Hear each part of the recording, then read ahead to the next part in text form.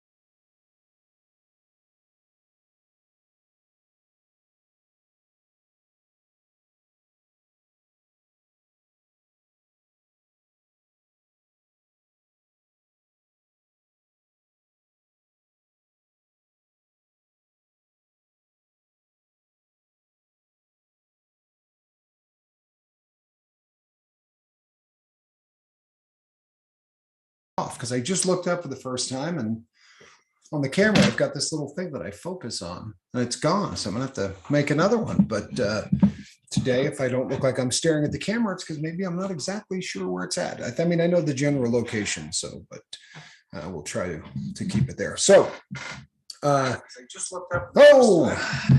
We're due. I haven't screwed that one up in at least 2 days, so we'll get back to that. So today's subject, people, we're going to get right into it.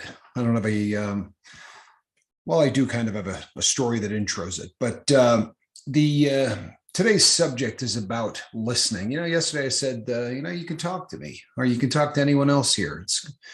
And communication really is the backbone of sobriety. It's the backbone of life, but it most assuredly is the backbone of sobriety. And it's something that all of us, I don't care how far along you are in your walk, we fail at it. We do. Even if you're staying sober and you're doing a fairly good job, I assure you, you're still failing at it because it's one of those things that you're never going to master. You're never going to get to the point where, you do it as fast and as often as needs to be done. When something starts coming up and you start getting that first feeling, you really need to be pulling the trigger on that instantly. You need to be reaching out to people. But one of the things that I guess it's an admonition of sorts. I was talking with my bobble-headed partner before we went live tonight, and we're closing in on 10 months, of doing the Lifeboat. And, you do anything like this, right? Especially on YouTube or social media of any kind. And it's a series of peaks and valleys. You get to a point where you're just slaying it and you go, wow, at this rate, we're going to have this many people soon. And, after a while, you learn not to do that. And we try honestly to not get too concerned about any of that stuff. However, the number of emails that come in from people is something that we do get concerned about, because that's nuts and bolts stuff. That's not showing off. That's not, monetizing and all of the stuff that goes along with the YouTube game. That's actually helping people out. That's the concept of why we started. My goodness, sorry people, my chair just fell. But that's why we started doing this, right? The idea was that we wanted to help as many people as possible, and in order to pull that off, you got to be talking to people, right? And this is an admonition of sorts, because Mark and I both said, wow, I don't know how your inbox looks, but mine's jammed. And, Mark said, yeah, this is as busy as it's ever been. And we're not complaining. I assure you, we're more than happy about that. But, with the larger volume of people who are trying to, to vie for your attention, the more people you talk to, the more people you email, you end up getting on the phone with some of them, you do some video chats with some of them, whatever the case may be. And I was talking to somebody, and the beautiful thing is this person is not on the lifeboat. So this is a great story, because unless this person decides to do something tonight that I'm fairly sure they've never done, they're not going to hear this. But I was talking to somebody, and the person laid out all of the reasons why this sobriety thing is so difficult for him. And, he was going through a litany, a long list of things that are making it very difficult to get sober. And you know what? Everybody has that great list. We talked about that the other night, right? Everybody's got a great big list of reasons that this is super difficult. And I listened, patiently for probably, 15 minutes. And when he got to the end of this, he said, what do you think? So I spoke to him for 7 or 8 minutes. And I had actually had a pad and a piece of paper next to me while I was speaking to him. So I actually went down and jotted down the things that he thought were impeding his walk. And then I ticked them off one at a time in chronological order, in the exact order that he gave them to me. And when I got to the very end, he proceeded to ask me 3 or 4 questions. And the questions made it painfully obvious that he didn't hear one word that I said. Honestly, he did not hear a word. Now, if you've been on the Lifeboat, you've heard me talk about the phenomenon of ego speak, right?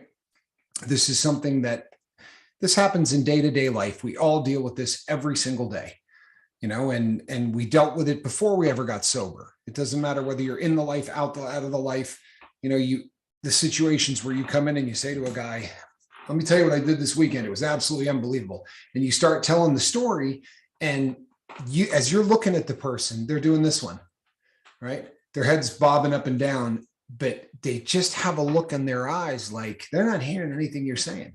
And the truth is they're not, because what they're doing is they're planning on telling you how they're going to one up whatever the heck you just did over the weekend, right? Even let's say in the party life, you remember those days.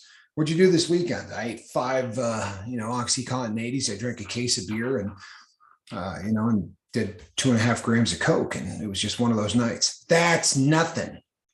I drank 7 cases of beer, right? I did a duffel bag full of Oxycontin, and I did all of the Coke that has been imported to the US in the last 3 days.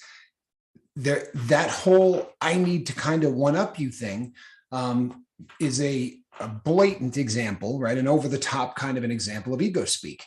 But what it really boils down to is that the person's not listening to what you're saying because they're formulating the next thing that they're going to say. This is a disease. I promise you. This is a disease, and it's one that absolutely destroys communication.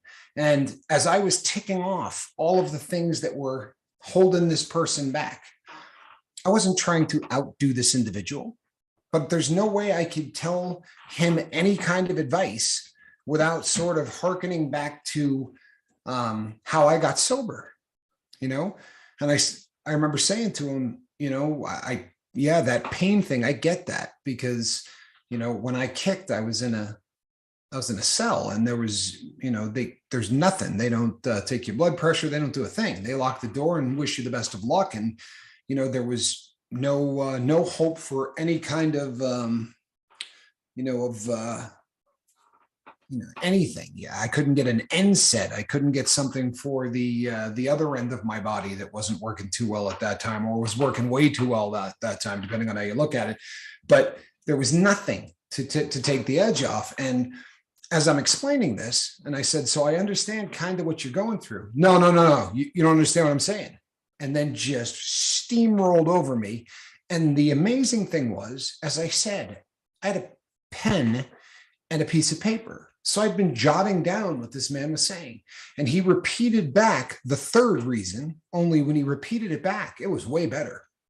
Like he had improved on why this was such a difficult thing. And again, people, he did not hear a word I said, not one. And, we don't talk about politics, but we talk about how the country here in the U.S. has gone to hell in a handbasket. And I think it's a worldwide phenomenon. I really do. The world is being divided into two very unique camps, and they don't want to listen to one another, right? At all. People, there's going to be a really big announcement that comes out tomorrow, right? According to most people, that the Supreme Court's probably going to drop a bomb tomorrow that's going to make this country at each other's throats for a while, right? You're going to see people in the streets for both sides. Some will be celebrating, some will be really angry. But I'll tell you one thing that's going to remain a constant throughout that is neither of those parties are going to listen to a damn thing that the other one has to say. Not a word. And this is happening now across the board. And, what I have found over the course of the time that I have tried to live a different life, since I have gotten sober, I have come to realize that the only weapon that we have is communication. The ability to tell someone what you're going through and have that person listen. Now, fortunately, when you open up to somebody on the boat, or you open up to somebody that's, in a group, even Mark attends a group outside of the Lifeboat, and he goes and talks about what's going on in his life. And in all of those situations, because it is a group, right? All of these groups are based on one concept. And the concept is everybody in the group is going through the same thing. And it makes it a much easier thing, right? Well, in the real world, that's not happening, right? We're in two very different groups. And the communication breakdown is causing it so that if you're not in my group, you're an idiot, right? I have no desire to hear anything that you have to say because you're an idiot.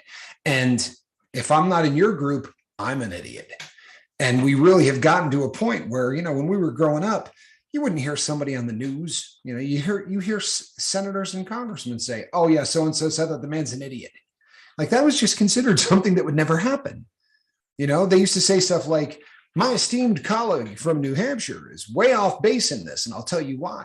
The honorable so-and-so from Massachusetts, he and I don't agree on this. Now it's, guy's an idiot.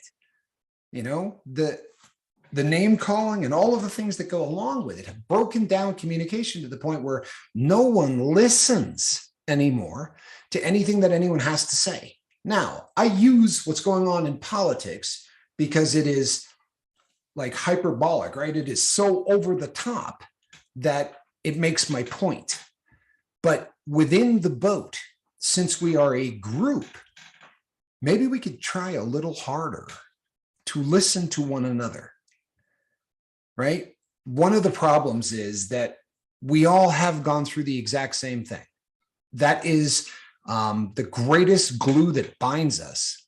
And it is also one of the biggest impediments to our recovery, at least in the process of talking to people. Because what happens is when so-and-so starts talking and they start, well, I'm getting so sick and this and that, what do? We instantly go, yep, I've been there. And I guarantee you the mine was worse.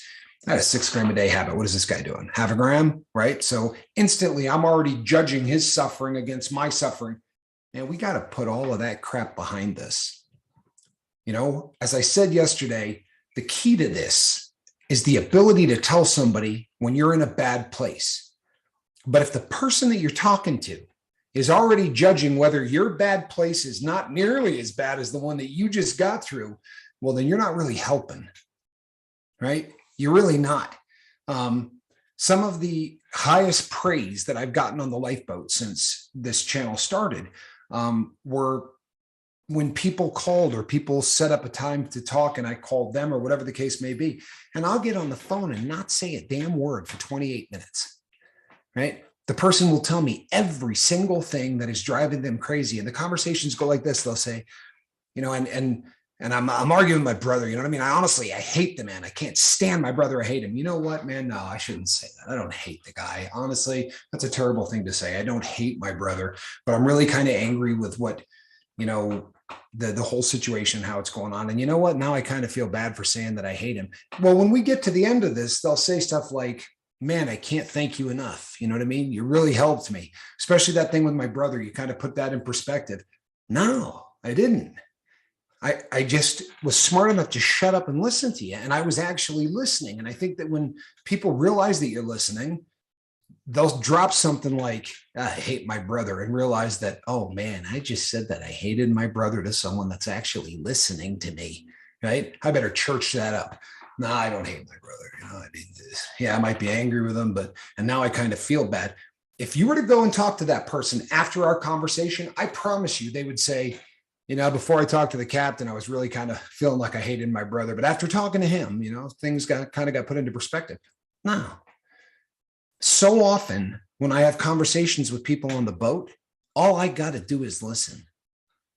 For real. I don't have to say a word. All I got to do is listen and actually act as if I care, which isn't all that tough. I promise you, if I didn't care, people, right now, there's a lot of things I could be doing, right? There was a watch half assembled I could be working on. I do care. My bobble-headed partner cares. The problem, people, is that when you don't demonstrate that you're actually listening to the people who are talking to you, no one believes you care. There's a very famous expression that says, nobody cares, or no, it doesn't matter how much, help me with this. I just lost this. It doesn't matter how much, until they know how much you care, they don't care how much you know, or that type of thing. Yeah. People want to know that you give a crap. Yeah. And unfortunately, the my suffering is greater than your suffering phenomenon that is going on in the country, victimhood, has been raised to an art form, right? So I get so many people, and I'm not busting on any of you people. I'm not. I promise you I'm not. But the number of emails that I get from people who, again, as the person in the cool chair, my partner and I hear every single reason why you can't get sober. You know how rare it is that somebody will ring up and say to me, here are 10 reasons I gotta get sober. That person's gonna make it. I promise you. Then they can even then go on and say, and this is why it's so hard to do. That's okay. You lead off with the 4 or 5 reasons that you absolutely have to put this trash in your rearview mirror. You're gonna. I promise you. But unfortunately, these days, victimhood. Hey, Daniel, welcome. It's good to see you, my brother. Yep. These days, victimhood is no longer, considered something that people don't want to talk about. When I was growing up, if something was going on and you were sort of the victim in the situation, and I'm not saying this is a good thing, by the way, but it was something that you were almost ashamed of, right? It was not something that you would ever, sort of wear on your sleeve like a badge of honor. And these days, everybody wants to just really break it down. And if you sit and listen, you're going to hear it. I can't get sober because my wife is doing X, Y, and Z. Dude, you can't get sober because you don't stop drinking. You can't get sober because you call the dope man at 8:15 every single morning and have for the last 7 years. Whatever's going on with your wife, I promise you, that's not the reason you can't get sober. The reason you can't get sober is because you continue to use drugs. And you can't get out of your own way. Can't get out of your own way. It's really what it is. You can't get out of your own way. And unfortunately, The listening process, the way it used to work, doesn't anymore, right? Truthfully, it doesn't. And now when someone starts going the route of victimhood, what happens? The people listening go, oh man, no, that's awful, man. Seriously, oh yeah. No wonder you can't get sober, right? No wonder you can't get out of your own way. You know what you're doing, people? Honestly, tough love isn't kicking out your 16-year-old and when he's high and telling him he needs to go live somewhere else. That's a way to kill your kid. That's not tough love. That's just stupid. Tough love is, I'm not going to sit here and let you BS me or yourself. So guess what? The reason you're getting high has nothing to do with your wife. 5%, 95%, right?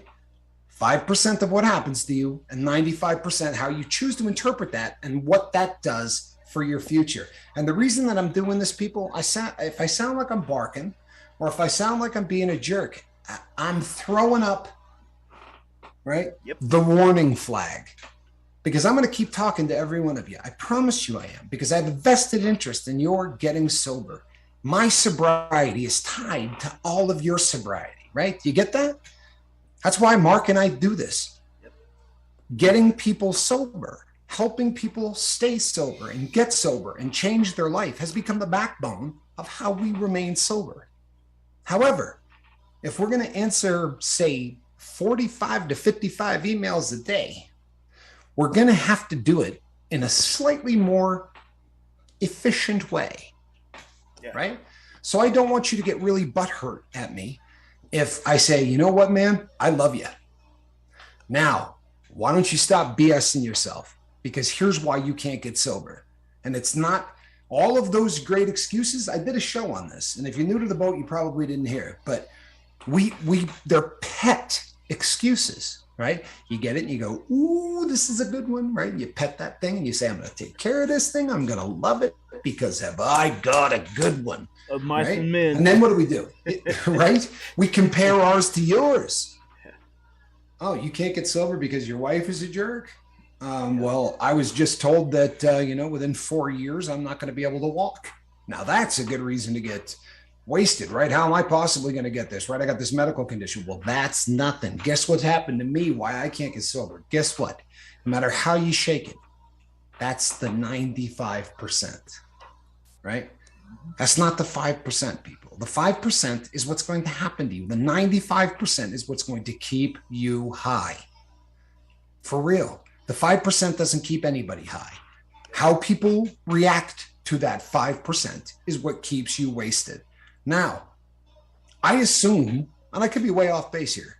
Mark, back me up. I probably am way off base here. But I assume that if you reach out to us and you say, I'd like to tell you what's going on in my life, there's two things you want from us. Number one, you would like us to listen, right? Yep. I think that's probably pretty obvious. Oh, yeah. That's 100%. Yeah. And then number two, you probably want us to weigh in on it. Yeah. Yeah. And we got to be honest, don't we? I mean, amen. We're going to be honest. And I hope it does not bum you out, but we're going to be honest. And the other thing is, it would be really awesome if you listened when we weigh in, right? I'm not kidding you, people. I talked to this man for 8 minutes, and the question that he asked, picture this as an illustration, because God forbid he ever shows up. This will be plausible deniability. So we'll just use this as an example. I say for 8 minutes, the car's red, the car's red, the car is red. It's a red car, the car is red. When I'm done talking, he literally pops off with still no idea what color the car is, to where you look down at the paper and go, are you kidding? Like, you did not hear one thing that I just said. I went through and ticked off every single thing he said, and I addressed it and told him my opinion on it. And then when I was done, he asked a question that just screamed, I didn't hear anything you just said. For all I know, he set the phone down, he went and got a drink, right? Watched a little TV, did whatever, came back 8 minutes later and picked the phone back up. Yep. Because it was that absolutely astounding how just off the mark. I've told this story before, but it's one of my wives. Man. What's that? Go ahead. No, go ahead. One of my wives had a mother who just had an amazing skill at being able to shut out anything that you said that she didn't want to hear. And I've told this story on the air before. She was going through a hamper full of clothing and found a syringe. This was on a vacation, right? There was like 4 different members of the families and their girlfriends or wives or whatever. So I was there with my wife and my son, and she found a syringe and of course brought it directly to me, which I'm not upset about because honestly, that was probably the right bet. However, at that point, my veins were so bad that I wasn't shooting dope anymore. Like it had been a long time since I was going through this hiatus where all I was doing was smoking it. So I had my little kit and it had tin foil and dope and a straw and all of that stuff. But that syringe was not mine. Like I didn't pack a syringe. I had to get on an airplane. This was not my stuff. I knew exactly whose stuff it was because he was the one person that drove there, right? Wasn't worried about getting on an airplane. He happened to be closest because we weren't going to someone's house. We were going to a place in Alabama where we were all going to get together and we rented 3 cabins and blah, blah, blah. So she came in and said, I can't believe you would do this and bring this on a vacation. And you told everybody that you're sober and this and that. And I said, yeah, that's your son's. I'm sorry, but that's your youngest boy. And I know that right now you're thinking that I'm just putting that off, but I've done dope with your son since getting here and he used the needle. I smoked it, but that would belong to your son. And I promise you, right? This is a true story. She looked at me and went, think it's going to rain this afternoon? I said, what? She's like, do you think it's going to rain? Because they're talking about going and playing golf. Like this woman went, boom. I didn't hear anything you just said. Wow. And if I did, I'm going to pretend that I didn't hear it. And it's just never going to be a part of my life. Now, that's obviously a very extreme example. But you know something, people? If you're that vested into the victimhood, or you're that vested into why your story is so good that you can't quit, it's exactly what you're doing to us when we start telling you what's going on. No, it is. And you're hitting on a lot of great points there, man, because I mean, I think that all of us experience that, right? I mean, at some level, even if you're not even talking about addiction, this happens in everybody's everyday life. And I would liken it to this. You know, next time you're at a family reunion, sit back in the corner for a minute and watch your uncles talk to each other when they ain't seen each other in like 4 or 5 years. You know what happens? They've all got one story better than the next. And, right. And excuse my language here, but my dad always called it, my dick is bigger than your dick scenario. You know, syndrome is what he called it. And I'm sorry for using that word, but that's just what he said. But it most definitely is exactly what that is. And there's a lot of reasons why we do this. And you know, listen, we all do this, man. I mean, and we have to know that we're doing it to stop it.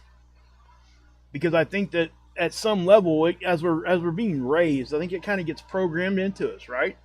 I mean, I don't know if that's how everybody else feels about this or not, but my gosh, I mean, for me, that's what it was like. And unfortunately, I started seeing it with my kids, right? And between my 2 boys, and they were talking to me, and I would say something about something that happened, and they always had to have, like, they were trying to impress me, I think is pretty much what it boiled down to. But I had to have a talk with them and let them know, hey, you don't have to impress me. Okay, I'm already impressed with you. You know, those kinds of talks. But when we're talking about the addiction end of it and why you need to listen to when people are talking to you, we're not saying that you're not hearing what we're saying to you. We're saying that you're not taking it to, and I'm not saying everybody. And, you know, listen, guys, it's not that at all. I'm just saying that, you know, when we do say something, we mean what we say, and we want you guys to hear us. And if it's going to fall on deaf ears, well, we have 500 other people that want us to talk to them, and, you know, they're trying to listen, is basically what I'm saying. And, you know, and this is a hard thing for me and Tom and Eve to come out here and talk about, because we don't want anybody to walk away or anything like that, because we understand that the first thing that you have to do is to have somebody listen to you. right? Right. Which is why we're here and we do that. When we respond, and then, it's not going to be like the next email or anything like that. What happens is it's 2 or 3 emails down the road when we've already established, hey, this is what's going on in your life. And then we'll say something and it gets ignored, like it wasn't even said, or those kinds of things. That happens, right? And It does. And when you're not looking at somebody face to face, it's a lot easier to do those kinds of things. And we get that, right? But at the same time, we're here to help as many people as we can, and we really truly try. And I don't know. Again, I would say 95%, 90% of the people don't do that to us. You know what I mean? It's just those the few times that it does happen, but it does happen. And and the other thing, people too, is, and he's right.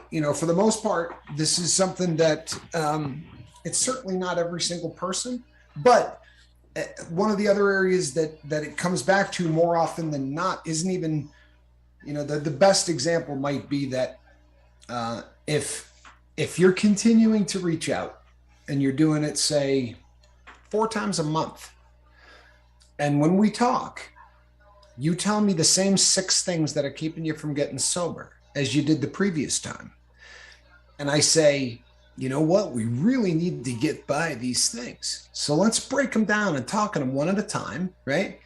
And we do that. And then the next time we get together, you say, here are the 5 reasons that I can't get sober.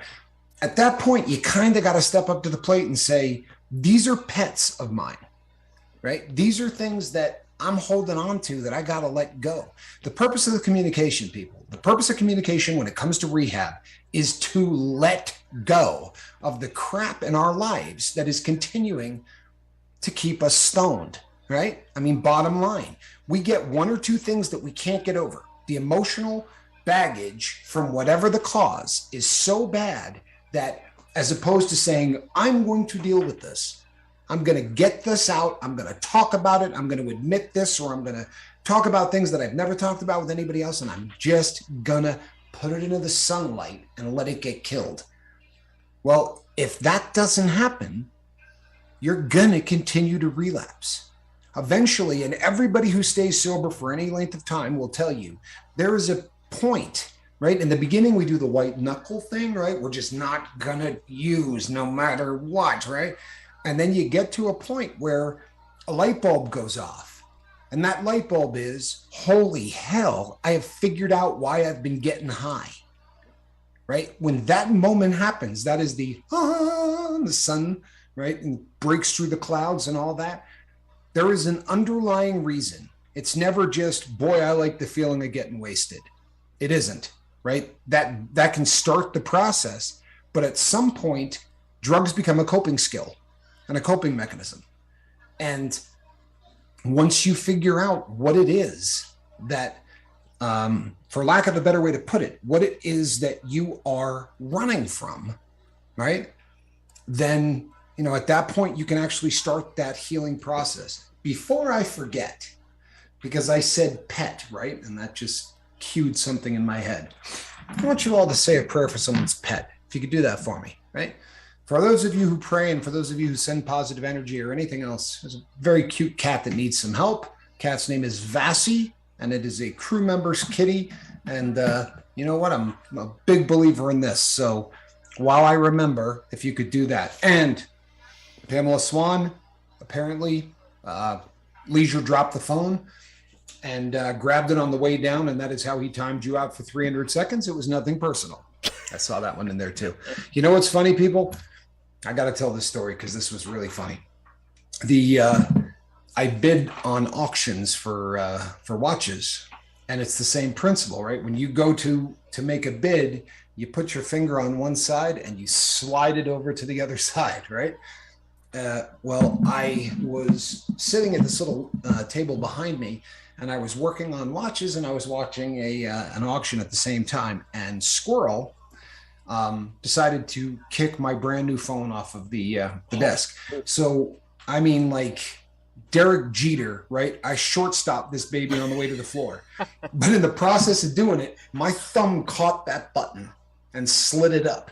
Uh-huh. right? So I put in a bid, and this was an Oh, auction that I'm registered to go, right? Everything all oh good. no. And I was like, oh, squirrel. So I look, and I had just bumped the bid from $27,000 to $27,500 on a watch that I assure you is way out of the That the price realm range. possibilities of what I was looking at. Right, I was on that auction to look at a watch that the current bid on was 75. Right, so Right, right. and I looked at this phone and I went, oh Lord, no. And the thing across says the bid is yours. Right, and I sat and nothing happened and nothing happened, and this whole process probably took a minute, but it felt like 4 hours. And the thing came up and said fair warning going once, and I went, oh my God, like I got to call these people and say, I didn't mean to do that. I dropped the phone and then I went to grab it. And the last second, it said paddle number, whatever. And then the watch ended up going up about 6 or 7,000 after that.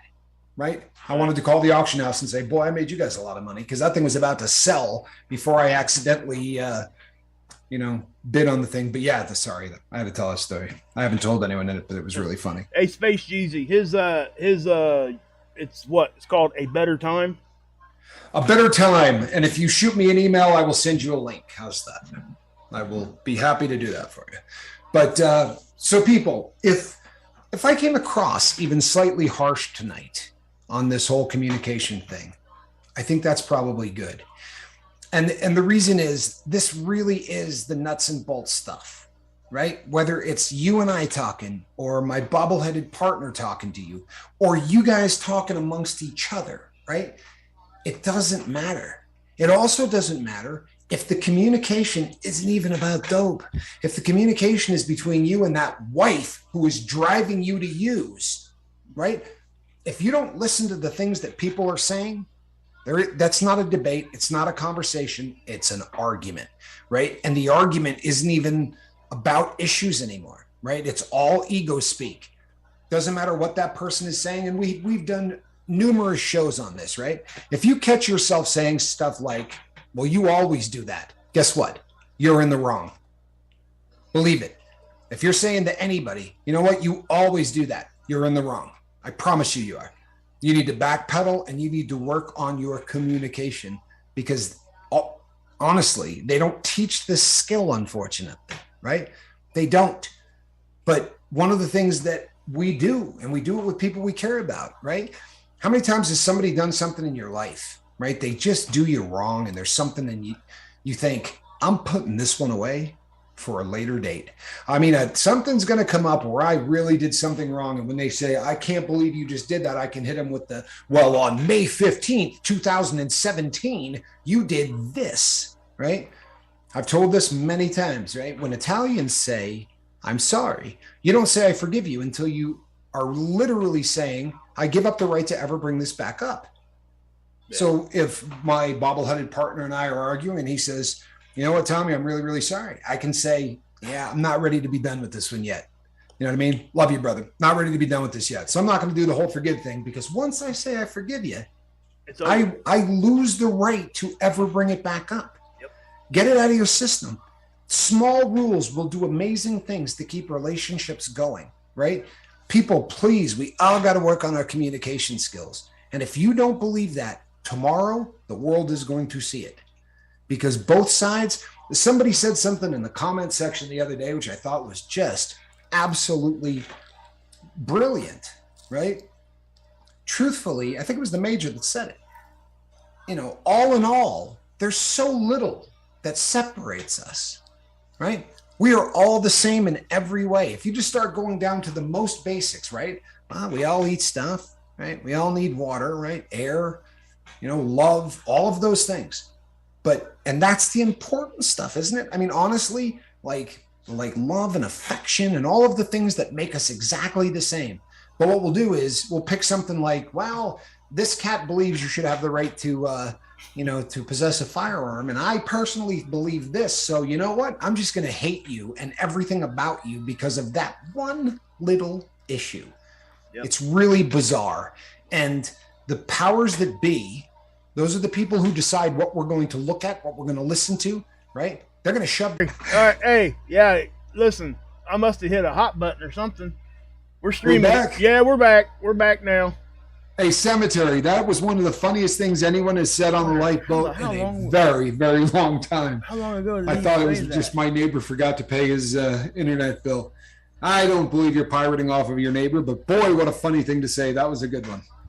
Yeah. That really was a good one. We are back, so, okay. Yeah, we should be good now. Cemetery, thanks for saying that, because, wow, guys, sorry about that. Yeah, you probably missed a lot of nothing anyway. But cemetery, that was funny. Yeah, I mean, that was really, really funny. How long? Fast on your feet and funny. That's good stuff. How long were we down, guys, or how long did that last? Probably a minute or so, I would say. Anyway, we can move on with the conversation. You know what? Lewis says, I am feeling better than I was yesterday. You know what, man? If that doesn't make you want to pump your fist in the air and yell all kinds of cool things, good for you, man. Honestly. Yep. Because where you're at, with the first time you can say that, bud, you rounded the corner. I mean, honestly, right? It's a straight uphill, awful climb until that first day where you say, you know, I feel a little better than I did yesterday. Tomorrow will be considerably better. And that will start to really pick up and gain momentum. I'm sorry. Really I'm still laughing about that. Isn't that funny as heck? That's a good one, man. I thought my neighbor forgot to pay his internet bill. Yeah, that's quick on the feet stuff. That's awesome, man. I tell you, really see, is funny. Yeah, see, we're not all, just because we have issues, we know we can't think fast. That's for sure. Right. I don't know. It's good to get those kinds of laughs, though, man. Seriously. And Ugly Hobo says we were down for like 2 minutes. That sounds about right. Yeah. So, yeah. Anyway. Well, you know what, people? Here's the thing. I get it's again.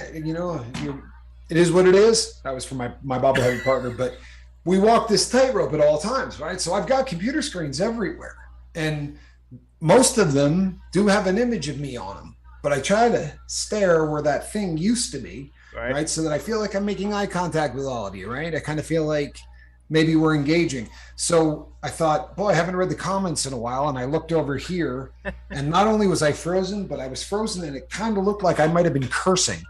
Like, the expression on my face looked like I might be saying something that wasn't such a nice thing. And I thought, oh, that's awful. I thought it was funny that the chat slowed down all of a sudden. I was sitting there watching it, and I was like, man, they were in there talking, and all of a sudden everything just stopped. And that's why I looked up when you said that about cemetery, and I seen we weren't streaming no more. I was like, what in the world? There's a feed, just so you guys know how that works, because this does explain what happens. In the old days, if that was to happen, guess what? We'd have had to start a new stream. Yeah. And it used to happen all the time. Yep. So now there's actually two different buttons. There's a stop streaming, which is, there must be a hot button I got set that I didn't know I had. So just so you know that's probably what happened. It was probably my fault. But there's an end broadcast button now. So there's two buttons. So if I hit end broadcast, it just kills it all. If I hit stop streaming, which is actually part of the call-in show I was just talking about, we're going to talk about doing. Because I can hit that stop streaming if somebody comes on here and starts being stupid. And we ain't got to leave, we don't have to drop the feed. So it's a great option they added. So you know what? And Cemetery says my internet is over $100 a month, dude. Wow.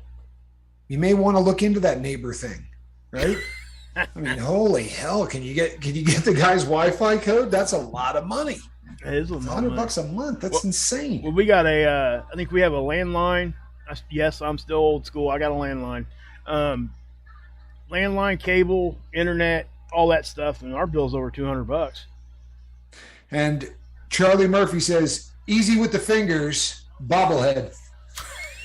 The secret of change is to focus all your energy on not fighting the old, but building the new. You know what? Tell me that that's not absolutely in line with what we're talking about too, people. Exactly. When we start moving forward, right, the way we do it is through communication. And I promise you, the old, again, and it comes up so often, but doing the same things over and over again and expecting a different result, right? As addicts, our communication skills were the worst in the world.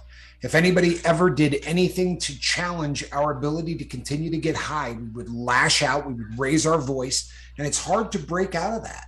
It really is. It becomes so ingrained. I did it for 3.5 decades. So it got to a point where anytime somebody started to argue with me about anything, I knew if I just started to raise my voice and look a little angry, that they would probably back down. Yeah. And, so you honestly have to get to a point where you say, I'm just not going to do that. And I just have to learn how to communicate. There's some great power in saying, this is a brand new life. This is a brand new me. And you know what? I probably ought to work on my communication skills, because it is the backbone of everything. You're going to catch yourself doing what we just said, right? You're going to catch yourself not paying attention. And the reason why you're not paying attention is because you're trying to think forward enough to get a better story out there, right? So if you catch yourself doing that, stop. Think about this conversation we're having right now. Just stop, and then if you have to, immediately just look at the person that's talking to you, and just stare at them and say, hey, telling yourself in your brain, pay attention, pay attention, pay attention. Sometimes you have to do that once in a while, because, let me tell you that there are people out there that's going to talk to you. It's going to be hard to pay attention because you're just simply not interested.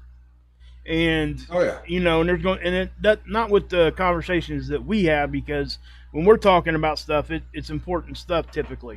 We're trying to help somebody. That's different. I'm talking about in your everyday walk. So if you do it with every conversation, with everybody you talk to, you get better at it quicker. And it's a skill, let me tell you. But I will tell you this, that it will start happening less and less often the more you do it. And before you know it, you're doing it. You're paying attention to what people are talking about, and you're furthering along your own learning anyway. Because I tell my kids, if you think you know everything, that's the second you stop learning. You know what I mean? I mean, and that's really what you're doing when you're not paying attention to somebody, because you don't think that what they're saying to you is valuable enough. That's how they're reading it. That's why people feel bad when that happens to them. And I tell you, it's nothing like talking to somebody and them just kind of spacing off. And when I see that happen, you know what I do? I start quoting Mickey Mouse and stuff. It's funny how long it takes people to realize what you're doing, because you really can find out that they're really paying attention to you that way. But yeah, anyway. You know what? Swiss Vape is on 91 days. Congratulations, my brother. That is absolutely awesome. That's killer. Proud of you, man. I really am. That's killer. And I know it's been a tough road for the Swiss Vape, man. I'm super proud of you. That's absolutely awesome. And before I forget, yet again, people, Vassie. The name of the cat is Vassie, right? Vasila Vassie. So let's give Vassie our thoughts and prayers. And it's not a young kitty, so just a little quality of life prayer. Hope that the kitty has a peaceful passing. Going in to see a vet soon. So if we could do that. And I want to tell you something, Lewis and I are corresponding, via email. And Lewis, you've been doing great with the whole communication thing. This had nothing to do with you, my brother. I am super proud of where you're at, and he reaches out when he's not feeling great, and when he needs a little encouragement, and that's the backbone of this. If you stick with that and you stay with doing what you're doing, the day is coming where you're going to just be you're going to be looking back and going, man, I can't believe I lived like that for so long. We all hit that phase too, where you just think, damn, I could have done this, a while ago, because you're in it now, man. Right. If you're already starting to feel a little bit better, your body's going to be weird for a minute, bro. It is. That's just part of this. But if today was better than yesterday, boy, oh boy, that's a beautiful thing. It will snowball from here. And the next thing you know, you're going to wake up one day and go, holy hell, I feel normal. I really deep down, no joke, feel normal. And it's just a beautiful thing, a beautiful feeling. And I'm really glad that you found the Lifeboat, brother. I really am. Yeah. I think it's the perfect fit for you. I would ditto that. I mean, honestly, and I know that you're getting something from it, man. I really do. You can tell. And, we can usually tell when somebody is actually getting something and growing. And welcome to American Justice. Good to see you. I've seen you here before. I think this is your first time, probably. But yeah, nice to meet you. American Justice of Texas. Yeah, great to see you. And people, I have a poem I want to read. This was sent to me by somebody on the boat, and I was going to do it yesterday, but as so often happens, I forgot. So this was sent to me by Full of Hope, and tell me you can't relate to this. This is just, it's amazing. It's called Memories of Alcohol. I drank for happiness and became unhappy. I drank for joy and became miserable. I drank for sociability and became argumentative. I drank for sophistication and became obnoxious. I drank for friendship and made enemies. I drank for sleep and woke up tired. I drank for strength and I felt weak. I drank for relaxation and I got the shakes. I drank for courage and became afraid. I drank for confidence and I became doubtful. I drank to make conversation easier and slurred my speech. I drank to feel heavenly and I ended up feeling like hell. Yeah. I'll tell you what, man. Yeah, it really is. And you could substitute just about any other, substance that you want in there. But when I got that in the mail the other day, I read that and thought, good Lord, that is absolutely incredible. I think that was, wow. Easy to relate to, yep. For most people here on the boat. Hey, guys, for you new people that haven't been here for a minute, we did something way back in the day. And it was, a lot of us wrote letters to our drug, goodbye letters. And if you guys wanted to do that again, I'm sure we can make that happen. Yeah. If you guys want to go back and like read a couple of the ones because they're labeled that goodbye letter from whoever or whatever. If you go back and look early on, I believe, hey Johnny, what's up? And but yeah, flaming hi to you too, buddy. You just popped in here, and I think DJ just popped in also. They're kind of coming in here on the end, but good Lord, they will let anybody in here. Yeah, I know, man. Bald people and everything. Hey, Johnny, you really will let anyone in here. Who's working the door? They need a raise. Hey, are you going to show that thing behind you? Didn't you want to bring that up to the camera? Oh yeah, hold on 1 second. Good call. But yeah, guys, I'm glad you guys are all here, and I really hope anybody that's coming in here on the end of it, stick around, reach out to whoever needs to get reached out to. That's teamwork between me and my bobble-headed partner. Yeah, we got this. We actually share a brain, because I thought about this yesterday, but then I forgot. This was done, if I'm not mistaken, this was like a 3D printer kind of a thing. But this was made by The Guy. Okay. We all know The Guy. Yep. But this is the Lifeboat. That's pretty cool. That's awesome. Complete with American flag. That's awesome, dude. It is, and it sits prominently on the ship's. Good Lord, Lady Fiona Crispin. Well, now we know there's nobody at the door. He got you, Fi. He got you. That's right. He got you. He got you. He got you for sure. Yeah. There's no doorman working tonight. They are letting in everybody. They're out there drumming up the riffraff. No, Fi, good to see you. Yeah, for glad sure. that you're here. For real. You know what's kind of crazy, Tommy? Here, I'm gonna show you something here. You may not be able to see it because I'm gonna switch it up. Well, I'll tell you what I could do. Well, no, let's just do it this way. I'm gonna blow that. You have to look at it. You just had an argument with yourself. You realize that, don't you? I did, yeah, and it didn't sound very good, did it? Anyway, here, John, I'm gonna roll this over to the next screen because I got that boat. We actually considered this to be our logo. If you guys want, this is way back in the day. I just happen to have it right there. Check that out. It's pretty cool. I thought it's just the reason why I'm bringing it up because it almost looks like that little tugboat that you just had in your hand. Yep. So yeah, but cool. Oh shoot! Ran your intro again. Uh-oh. That's only a 10-second thing, so we're hang here, people. Yeah, we got. And you know something? Look where my hands were. That's right. It was all me. It was all me. Right, seventh son. Insert your favorite big-fingered Tommy joke. Yeah, exactly. But yeah, guys, and I think that this is, we kind of, started making a little bit light here at the end and everything, but, it is an important subject. It really is. we got to learn to communicate better with each other. If you're going to communicate, try your best to stay attentive when somebody's talking to you, whatever it is, right? That's just good advice just for your life in general. You'll learn more if you really truly are listening to somebody. You can learn from them no matter who it is. I learn from my kids every day. So yeah, but yeah. Nice. Are you You all know right? what, people? So we are pretty much at the top of the hour.